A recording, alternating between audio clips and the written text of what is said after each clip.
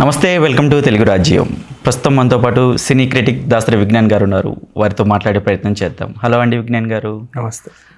Ferry అనే ఒక boat ఇండోనేషియాలో నడి సముద్రంలో మంటలు వచ్చి కాలిపోయిందనమాట. దాంట్లో చాలామంది కూడా చనిపోయారని వార్తలు వచ్చినాయి. అసలు ఏమైందంటారు? ఇది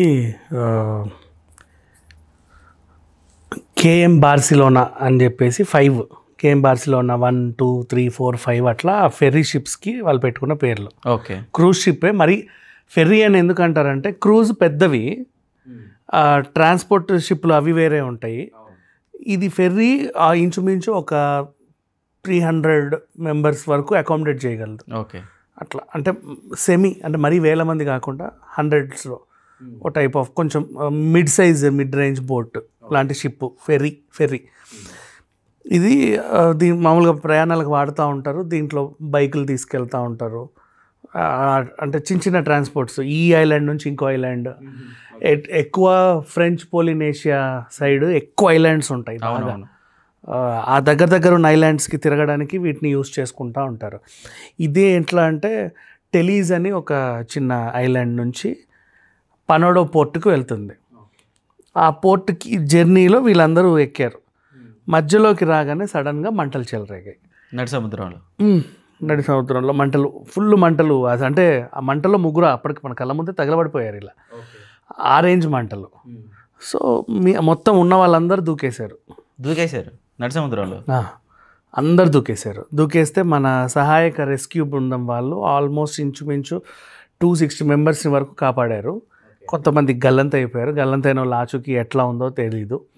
అండ్ దీని ప్రమాదానికి గల కారణాలు ఏంటని వీళ్ళు అన్వేషిస్తున్నారు. బేసిక్గా ఒకరిద్దరిని వీళ్ళని అడిగితే వాళ్ళు చెప్పిన సమాధానాలు ఏంటంటే, ఏమోనండి సడన్గా మంటలు వచ్చాయి అని చెప్పి. మంటలకు ముందు ఏమైనా స్మోక్ స్మెల్ వచ్చింది, ఎవరైనా సిగరెట్ తాగుతున్నట్టు వచ్చిందంటే ఆ బాత్రూమ్స్లోకి వెళ్ళి స్మోక్ చేశారంట కొంతమంది. Okay. Not only ship, even trains అయినా సరే పేలుడు పదార్థాలు మనం తీసుకెళ్ళాం. ఇక్కడ విషయం ఏంటంటే కింద మీరు బండ్లు పెట్టారు, విచ్చలవిడిగా స్మోక్ చేస్తావు. చిన్నది అంటుకున్న ఒక పెట్రోల్ ట్యాంక్ పేలినా బోల్డ్ అన్ని మంటలు. అవును, మొత్తం చెలరైపోయింది. అండ్ ఇంకొకటి నీకు తెలుసా, మనకి జర్నీస్లో బైక్ వేస్తే వాడు పెట్రోల్ తీసేస్తాడు. ఎందుకు? ఏదైనా ప్రమాదం జరిగితే ఇంక రెట్టింపు అవుతుంది.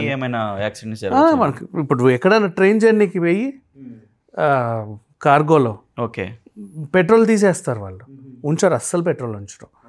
నువ్వు మళ్ళీ బయటకు వచ్చిన తర్వాత బాటిల్లో పోసుకొని ఏదో చేసుకొని రావాలి. అండ్ ఈ ఫ్లైట్ అంటే ఎలాగూ సిగ్గున్నాడు, ఎవడు సిగరెట్ తాగడు, మనకు తెలిసిన విషయమే అది. ట్రైన్లలో కూడా తాగుతున్నారు బాత్రూమ్లలోకి వెళ్ళి. అది కింద పడితే ఈజీగా వెళ్ళిపోతాయి. మంటలు వ్యాపించడం పెద్ద ఇది కాదు. అవన్నీ మనం తయారు చేసినవి ఇవే కదా, ఆ సోఫాలు కానీ ఇవన్నీ కూడా ఈజీగా బర్న్ అయిపోతూ ఉంటాయి. ఆ షిప్ కూడా వాళ్ళు ఎలా చేసినా చేయకపోయినా తెలియకుండా ఎవడో ఒకడు అట్ట తాగుతాడు. సడన్గా ఎవడో వస్తే అటు అందులోనో ఇందులోనో వేస్తాడు. లైఫ్ జాకెట్స్ అలాంటివి ఏమి యూజ్ ఉన్నాయి వాళ్ళు. మరి మనం చూసే పిక్చర్లో అయితే అప్పటికి లైఫ్ జాకెట్స్తో కొంతమంది ఉన్నారు. అది వేసుకునే లోపే మంటలు ఆ రేంజ్లో వస్తే ఏం చేస్తా అంటే, ఒక్కసారిగా ఒక పేలుడు సంభవించింది అనుకో, ఓకే, క్షణాల్లో మంటలన్నీ గబగబా వ్యాపిస్తూ ఉంటాయి. ఇప్పుడు ఆ బోటు కూడా నువ్వు చెక్కతోనేగా చేసేది, లేదంటే ఇనుముతో చేసిన లోపలంతా కూడా చెక్క పార్టీషన్లే. అది తగలబడ్డానికి ఎంతసేపు? చాలా సింపుల్. మొత్తానికి ప్రమాదానికి గల కారణాలు అయితే ఇప్పటివరకు ఎవరు చెప్పలా. వీళ్ళందరూ కూడా బిక్కుమనుకుంటూనే ఉన్నారు. మరీ నడి సముద్రం, లోతైన సముద్రం అయితే కాదు అది. కొంచెం అంటే పోర్టుకి 1 కిలోమీటర్, అంటే అటు దూరం నుంచి చూస్తే ఏదో ఉంది అని కనిపిస్తూ ఉంటుంది చూడు, ఆ రేంజ్ ఏరియా. ఓకే. మరి ఫైర్ అలారమ్స్ అలాంటివి ఉంటాయి కదా, అవేమి వర్క్ చేయలేదు? అవన్నీ మోగేలోపే విధ్వంసం జరిగిపోయింది. బేసిక్ ఫైర్ అలారమ్స్ ఉంటే మరి వాటర్ వస్తాయి కదా. నీకు ఎట్లా చెప్పాలి, మనకి స్మోక్ వచ్చింది అనుకో ఏదో అవుతుంది అని తెలుస్తుంది. ఓకే. గబ్బ మంటల్లో వచ్చేస్తే ఏమవుతుందో తెలియని, అంటే తెలుసుకునే లోపే ఫస్ట్ మన ప్రాణాన్ని కాపాడుకోవాలి. అట్లా దూకేశారు అందరూ. ఇది జరిగింది అంతే, వితిన్ సెకండ్స్ అయిన సిచ్యువేషన్ ఇది. అంత తీవ్రంగా మంటలు వ్యాపించాయి అంటే కింద ఏదో అంటే లైక్ మన గ్యాస్ లేకపోతే పెట్రోల్, ఏమైనా ప్రాబ్లం అయ్యి ఉండొచ్చు. కిచెన్స్ ఉండవు దీంట్లో. ఓకే. ఇవి చిన్న journeys with in her journeys, like మనకి ఫ్లైట్లో ఉండే రెడీమేడ్ ఫుడ్స్ తీసుకెళ్తారు, అవి ఆ కోక్స్ అవి ఇవి లేకపోతే ప్యాకేజ్డ్ ఫుడ్స్ అంతే. దీంట్లో కిచెన్స్ ఉండవు, క్రూజ్లో ఉంటాయి కిచెన్స్, ఫెర్రీలో కిచెన్స్ ఉండవు. ఓకే, ఒకవేళ స్మోకింగ్ వల్ల జరిగింది అనుకుంటే లైక్ సపరేట్గా బోట్లో సపరేట్గా ఉండేది కదా స్మోక్ చేసే ఏరియాస్? కొన్నిటికే ఉంటాయి, అన్నిటికీ ఉండవు. అండ్ అసలు మొన్న ఇప్పుడు ఫెర్రీ అంటున్నాం, మొన్నటికి మొన్న ఇంకో ఫెర్రీ ఇలాంటిదే ప్రమాదానికి గురైంది, అదేమో ఇట్లా ఉల్టా పడింది.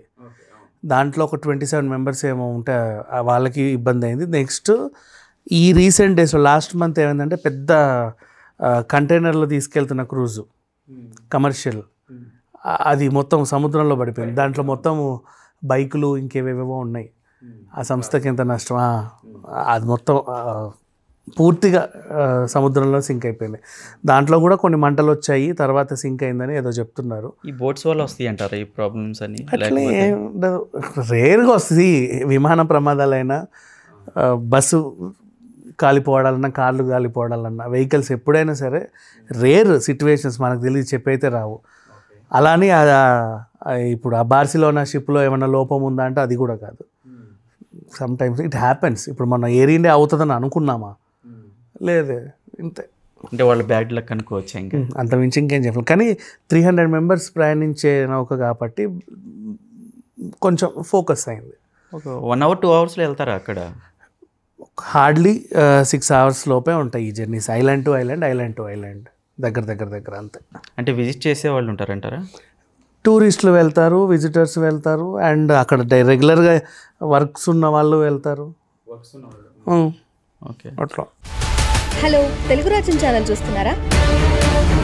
సామాజిక రాజకీయ జీవన చిత్రణే తెలుగు రాజ్యం. అతిశయోక్తులు అసత్యాలు ఉండవు. రాజకీయ కోణం కాదు, ప్రజా కోణమే కొలబద్ద. తెలుగు రాజ్యం వీక్షణ మీ ఉత్తమ అభిరుచికి నిదర్శనం.